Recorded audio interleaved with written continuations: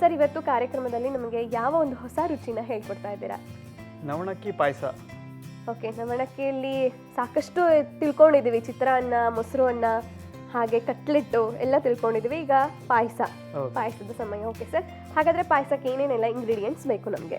ನವಣಕ್ಕಿ ಗಸಗಸೆ ಪಾಯಸ ಬೇಕಾಗುವ ಪದಾರ್ಥಗಳು: ನವಣಕ್ಕಿ, ಗಸಗಸೆ, ಕೊಬ್ಬರಿ, ನಾಟಿ ಬೆಲ್ಲ, ಏಲಕ್ಕಿ, ಲವಂಗ, ಒಣದ್ರಾಕ್ಷಿ ಮತ್ತು ಗೋಡಂಬಿ.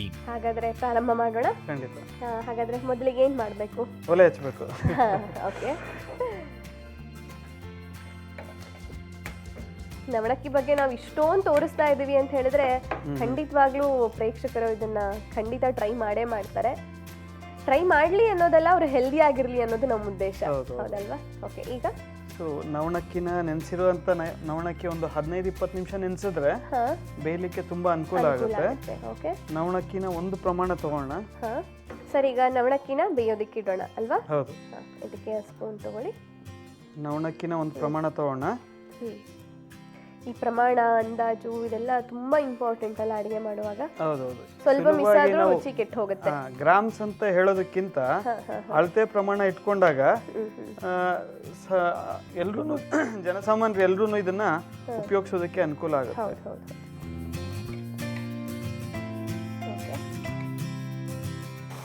ಇದಕ್ಕೆ 10 ಪ್ರಮಾಣ ನೀರು.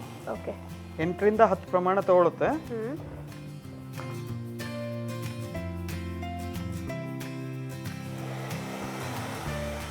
ತುಂಬಾ ಒದಗುತ್ತೆ ಇದು. ಹೌದು, ಬಹಳ ಒದಗುತ್ತೆ. ಹೌದು, ಅಂದ್ರೆ ನೀವು ಅಷ್ಟು ಬೌಲಿಗೆ 8 ಪ್ರಮಾಣ ನೀರು ಹಾಕ್ತಿದ್ದೀರಾ ಅಂದ್ರೆ 8 ಪ್ರಮಾಣ ಸ್ವಲ್ಪ ತಗೊಂಡ್ರು ನಮಗೆ ಮನೆ ಮಂದಿ ಎಲ್ಲ ಕುತ್ಕೊಂಡು ಊಟ ಮಾಡ್ಬೋದು.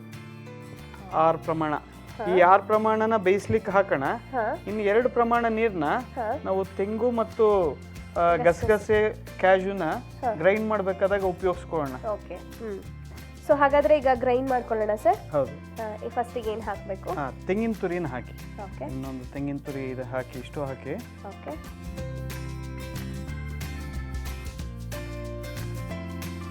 ಓಕೆ. ಒಂದು 2-2.5-3 ಚಮಚದಷ್ಟು ಗಸಗಸೆ ಹಾಕಿ. ಗಸಗಸೆನ ನೆನೆಸಿದ್ರೆ ಬಹಳ ಉತ್ತಮ, ಚೆನ್ನಾಗಿ ಪೇಸ್ಟ್ ಆಗ್ಲಿಕ್ಕೆ ಅನುಕೂಲ ಆಗುತ್ತೆ. ಕ್ಯಾಶು ಒಂದು 2 ಸ್ಪೂನ್ ಹಾಕಿ. ಥಿಕ್ನೆಸ್, ಟೇಸ್ಟು ಇರುತ್ತೆ. ಟೇಸ್ಟು, ಥಿಕ್ನೆಸ್ ಎರಡೂ ಬರುತ್ತೆ. Okay sir. ಇದನ್ನ ಗ್ರೈಂಡ್ ಮಾಡ್ಕೊಳ್ಳೋಣ. ಪೇಸ್ಟ್ ಮಾಡಬೇಕು. ಓಕೆ. ಸ್ವಲ್ಪ ನೀರು ಅಷ್ಟು ಗ್ರೈಂಡ್ ಮಾಡ್ಕೊಳ್ತೀನಿ.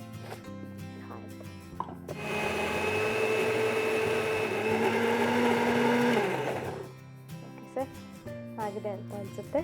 ಅಂದ್ರೆ ಗಸಗಸೆ ಆಗೋದು ಸ್ವಲ್ಪ ನಿಧಾನ ಅಲ್ಲ, ಹಾಗಾಗಿ ತುಂಬಾ ಹೊತ್ತು ಗ್ರೈಂಡ್ ಮಾಡ್ಕೋಬೇಕಾಗತ್ತೆ. ಸೊ ಇದು ಈಗ ಪೇಸ್ಟ್ ರೆಡಿ ಆಗಿದೆ. ಈಗ ಇದು ಚೆನ್ನಾಗಿ ಒಂದು ಹದಕ್ಕೆ ಬೆಂದಾಗ ಅದನ್ನ ಹಾಕ್ಬೇಕು, ಇದರೊಟ್ಟಿಗೆ ಸೇರಿಸಬೇಕಾಗುತ್ತೆ. ಓಕೆ ಸರ್, ನೀವು ಈ ಮಾಧ್ಯಮ ಅನ್ನೋದೊಂದು ಬಿಟ್ಟು ಬೇರೆ ಇನ್ಯಾವ ರೀತಿ ನಮ್ಮ ಜನರಿಗೆ ನೀವು ಇದರ ಬಗ್ಗೆ ಅರಿವನ್ನು ಮೂಡಿಸ್ತೀರಾ? ನಮ್ಮ ಹೋಟೆಲ್ ಒಂದೇ ಮಾತ್ರ ಇದೆಯಲ್ಲ, ಸಿರಿಧಾನ್ಯಗಳ ಬಗ್ಗೆ ಸುಮಾರು 4-5 ವರ್ಷಗಳಿಂದ ಸೆಮಿನಾರ್ಸ್ ಅಂದ್ರೆ ಉಪನ್ಯಾಸಗಳು. ಡಾಕ್ಟರ್ ಖಾದರ್ ಅಂತೇಳಿ ಮೈಸೂರಿನಲ್ಲಿದ್ದಾರೆ, ಅವರು ಇದ್ರ ಬಗ್ಗೆ ಬಂದು ಅಲ್ಲಿ ನಮ್ಮಲ್ಲಿ ಉಪನ್ಯಾಸಗಳು ಕೊಟ್ಟಿದ್ದಾರೆ, ನಮಗೆ ತಿಳುವಳಿಕೆ ಕೊಟ್ಟಿದ್ದಾರೆ. ಹಾಗೆ ಪ್ರತಿ ವಾರದಲ್ಲಿ 2 ದಿನ ಅದ್ರ ಬಗ್ಗೆ ವಿಶೇಷವಾಗಿ ಇದ್ರ ಬಗ್ಗೆ ಮಾಹಿತಿಗಳನ್ನ ಕೊಡ್ತೀವಿ. ದಿನದ 24 ಗಂಟೆ ಯಾವುದೇ ಸಮಯಕ್ಕೆ ಬಂದ್ರೂ ಸಿರಿಧಾನ್ಯಗಳ ಬಗ್ಗೆ ನಮ್ಮ ಹೋಟೆಲ್ ಮಾಹಿತಿ ಕೊಡೋದಕ್ಕೆ ರೆಡಿ ಇದೆ. ದಿನಕ್ಕೆ 100 ಜನ ಇದ್ರ ಬಗ್ಗೆ ತಿಳ್ಕೊಳ್ಳಿಕ್ಕೆ ಆಸಕ್ತಿಯಿಂದ ದೂರದ ಪ್ರದೇಶಗಳಿಂದ ಬರ್ತಾ ಇದ್ದಾರೆ. ಅಂದ್ರೆ ಜನರಲ್ಲಿ ಇದ್ರ ಬಗ್ಗೆ ಇನ್ನೂ ತಿಳುವಳಿಕೆ ಇದೆಯಾ? ಇದು ಇಟ್ಸ್ ಆಕ್ಚುಲಿ ನಮ್ಮ ಒಂದು ಹಿಂದಿನ ತಲೆಮಾರು, ಅಂದ್ರೆ ಒಂದು ತಲೆಮಾರಿಗಿಂತ ಹಿಂದಿನ ತಲೆಮಾರಿಗೆ ಇದ್ರ ಬಗ್ಗೆ ಸಾಕಷ್ಟು ಮಾಹಿತಿ ಇತ್ತು, ಇದರ ತಿಳುವಳಿಕೆ ಇತ್ತು. ಇದನ್ನ ಅವರ ದಿನನಿತ್ಯದ ಆಹಾರವಾಗಿ ಉಪಯೋಗಿಸ್ತಾ ಇದ್ರು. ಈ ಕಾಲಾನಂತರದಲ್ಲಿ ಅಂದ್ರೆ ಒಂದು 25-30 ವರ್ಷಗಳಿಂದಾನೇ ಈ ಪದಾರ್ಥಗಳು ಕಣ್ಮರೆಯಾಗ್ತಾ ಬಂತು. ನಿಮ್ಮ ಒಂದು ದೃಶ್ಯ ಮಾಧ್ಯಮ ಇದ್ರ ಬಗ್ಗೆ ಮನಸ್ಸು ಮಾಡಿ ಎಲ್ಲರಿಗೂ ಇದ್ರ ಬಗ್ಗೆ ಅರಿವು, ತಿಳುವಳಿಕೆ ಕೊಟ್ರೆ ಪ್ರತಿಯೊಬ್ಬರು ಆರೋಗ್ಯವಂತರಾಗ್ತಾರೆ. ಆರೋಗ್ಯ ಭಾರತ ಆಗೋದ್ರಲ್ಲಿ ಡೌಟೇ ಇಲ್ಲ. ಆರೋಗ್ಯ ಭಾರತ ಆಗ್ಬೇಕು ಅಂದ್ರೆ ಆರೋಗ್ಯವಾಗಿರೋದನ್ನ ತಿನ್ಬೇಕು. ಹೌದು. ಸೊ ಇದು ಹದವಾಗಿ ಬೆಂದಿದೆ. ಈಗ ಈ ಒಂದು ಪೇಸ್ಟ್ ಇದೆಯಲ್ಲ, ಅಂದ್ರೆ ಗಸಗಸೆ ಮತ್ತು ಕೊಬ್ಬರಿ ಮತ್ತು ಕ್ಯಾಶು ಹಾಕಿರೋದು, ಇದನ್ನ ಇದಕ್ಕೆ ಹಾಕೋಣ. ಓಕೆ.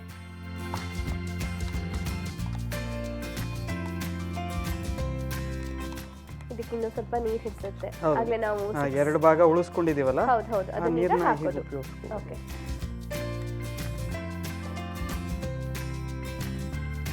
ನೀವು ಎಷ್ಟು ಹಾಕಿದ್ರೂ ಅದು ತಗೊಳುತ್ತೆ ಅಲ್ವಾ?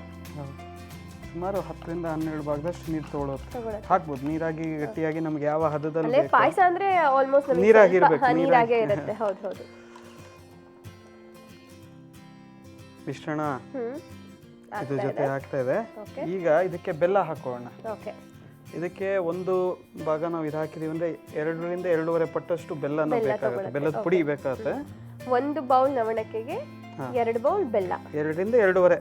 ಹಾ, ಅಂದ್ರೆ ಆ ಬೆಲ್ಲದ ಕಲರ್ ಹೇಗೆ ಟರ್ನ್ ಆಯ್ತಲ್ಲ, ವೈಟ್ ಕಲರ್ ಇತ್ತು, ಈಗ ಒಂಥರ ಬೆಲ್ಲದ ಕಲರ್ ತುಂಬಾ ಚೆನ್ನಾಗಿ ಬಂದಿದೆ. ನೀವು ಹೇಳ್ದಂಗೆ ಈ ಬೆಲ್ಲ ರಿಯಲಿ ಇದು ನಮ್ಮ ಮನೇಲಿ ಎಲ್ಲರೂ ಯೂಸ್ ಮಾಡಲೇಬೇಕು. ಸರ್ ಹಾಗಾದ್ರೆ ಪಾಯಸ ಆಗಿದೆ ಅಲ್ಲ ಈಗ, ನಂತರ ಇದಕ್ಕೆ ಏನ್ ಮಾಡ್ಬೇಕು ಸರ್? ಈಗ ಹದವಾಗಿ ಬೆಂದಿದೆ.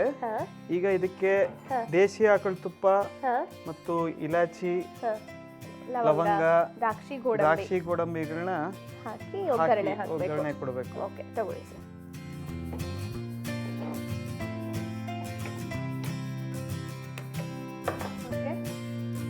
ಸೊ ಇದಕ್ಕೆ ಪಾಯಸ ಅಂದ್ರೆ ನಮಗೆ ತುಪ್ಪ, ದ್ರಾಕ್ಷಿ ಗೋಡಂಬಿ, ತುಪ್ಪ ಈ ಮೂರು ಇರಲೇಬೇಕು.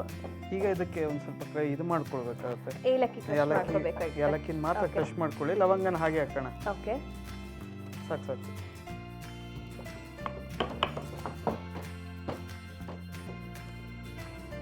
ಇದಕ್ಕೆ ತುಪ್ಪ, ಇದಕ್ಕೆ ದೇಶಿ ಆಕಳ ತುಪ್ಪ ಹಾಕೋಣ. ಎಷ್ಟು ಬೇಕಾದ್ರೂ ಹಾಕೋಬಹುದು. ಹೌದು, ಇಚ್ಛಾನುಸಾರ, ಇಷ್ಟಾನುಸಾರ, ಶಕ್ತಿಯಾನುಸಾರ. ಅದು ಇಂಪಾರ್ಟೆಂಟ್.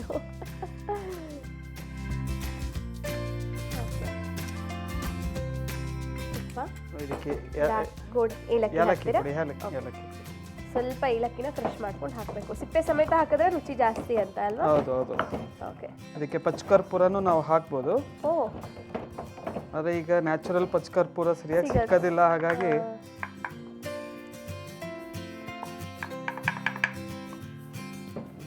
ಲವಂಗ. ಓಕೆ, ಇದಕ್ಕೆ ದ್ರಾಕ್ಷಿ.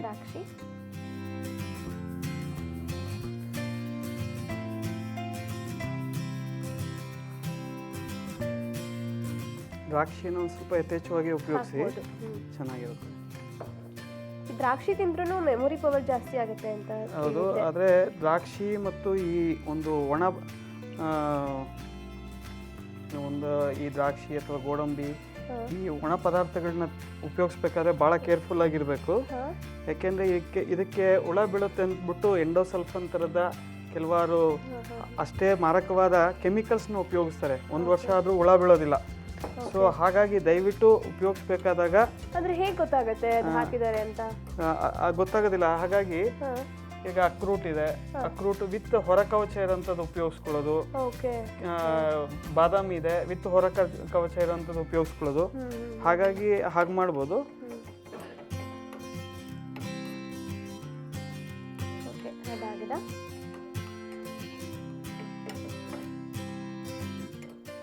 ಸ್ವಲ್ಪ ಲೈಟ್ ಬ್ರೌನಿಶ್ ಬಂದ್ರೆ ಹೌದು, ಚೆನ್ನಾಗಿರುತ್ತೆ. ಸೊ ಈಗ ಆಗ್ತಾ ಇದೆ. ಓಕೆ, ಇವಾಗ ಅದನ್ನ ಪಾಯಸಕ್ಕೆ ಹಾಕೋದು. ಹೌದು.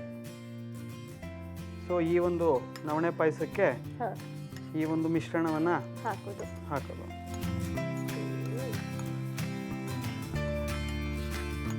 ಇದೆಲ್ಲ ಇದ್ರೇನೆ ಪಾಯಸ ಚಂದ. ಹೌದು, ತುಪ್ಪ, ಏಲಕ್ಕಿ. ಸೊ ಈ ನವಣೆ ಪಾಯಸ ಮಿಶ್ರಣ ರೆಡಿಯಾಗಿದೆ. ಓಕೆ, ಈ ನವಣಕ್ಕಿ ಪಾಯಸ ಇದೆಯಲ್ಲ, ವಿಶೇಷವಾಗಿ ಉತ್ತರ ಕರ್ನಾಟಕದಲ್ಲಿ ಹಬ್ಬ ಹರಿದಿನಗಳಲ್ಲಿ ಇದನ್ನ ಮಾಡೇ ಮಾಡ್ತಾರೆ. ಈ ಸಂಪ್ರದಾಯಗಳು ಉಳಿದಿರೋದ್ರಿಂದ ಇವತ್ತು ನವಣಕ್ಕಿ ಉಳಿದಿದೆ. ಯಾವುದು ಸಾಕಷ್ಟು ಈ ತಂಬಿಟ್ಟಿರ್ಬೋದು, ಪಾಯಸ ಇರ್ಬೋದು, ಉತ್ತರ ಕರ್ನಾಟಕದವ್ರಿಗೆ ಭಾಳ ಇಷ್ಟ. ಯಾವ್ದಾದ್ರು ಒಂದು ಹಬ್ಬ ಹರಿದಿನ ವಿಶೇಷಗಳು ಅಂತಂದಾಗ ನವಣಕ್ಕಿ ಪಾಯಸನ ಅವರು ಖಂಡಿತ ಮಾಡೇ ಮಾಡ್ತಾರೆ. ಸೊ ನವಣಕ್ಕಿ ಪಾಯಸ ರೆಡಿ ಇದೆ.